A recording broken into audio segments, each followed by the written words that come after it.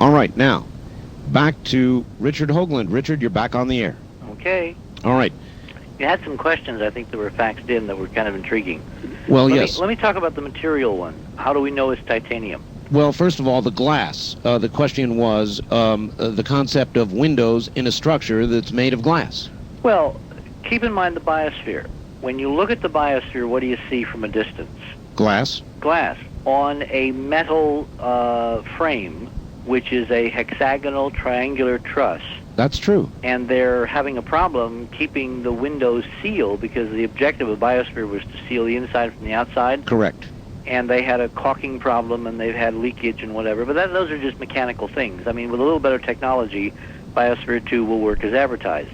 What we're seeing is something on a scale that's hundreds of times bigger.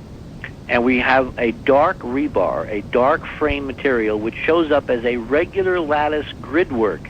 Huh. A 3D truss where you can see from different angles. I mean, it's blown the geologist away. It just is impossible. And on this, you see little fragments of glass still clinging. Oh, brother! And as the spacecraft changes angle, you get specular reflection. Kind of Bing, like bing, you mean kind of like a window that had a rock thrown through it. Exactly. And when I flew into Albuquerque the other day at noon, I wish I had a camera because you fly over a couple of parking lots there by Kirtland.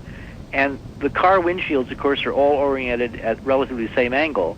So you get these specular reflections off the glass changing with angle. Right. And, on television, if you see helicopter shots of L.A. on L.A. Law or whatever, you'll see these reflections. That's what we're seeing in the photographs. And we can time them and do the geometry, and we can connect them to sequences. That's why you need to get the whole sequence on Apollo 10 from 4809 through 4822, scan them, put them in the computer, make a QuickTime movie if you have a Mac, and you'll see stunning specular reflections popping up in an area in the back of one of the complexes that looks like Los Angeles seen from the air. What was the time sequence between those pictures? We don't have a record. We don't have a log of how they were not taken at a regular interval. All right. All right. But we know the distance.